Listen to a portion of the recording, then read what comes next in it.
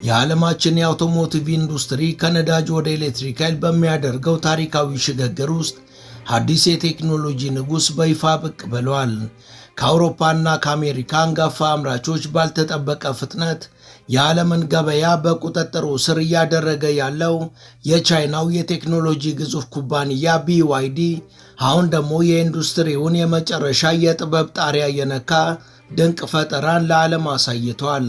ይህ ተቋም በቅርቡ ይፋ ያደረገውና አጠቃላይ የአውቶሞቢል ሳይንስን የለወጠው አዲሱ የስፖርት መኪና የኩባንያውን የምህንድስና ልዕልና ከማስመስከር ባለፈ የወደፊቱን ዘመን የትራንስፖርት ስልጣኔ ምን ሊመስል እንደሚችል በተግባር ያሳየ ታላቅ ስኬት ሆኗል።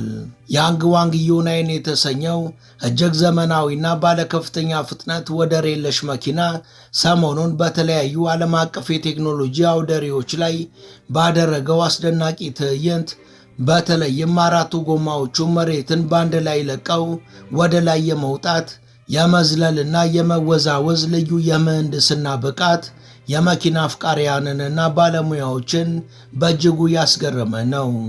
ይህም መኪናው በዓለም ዙሪያ በአየር ላይ የሚበረው BYD የሚል መነጋገሪያ የሆነ ስም እንዲያገኝ አድርጎታል።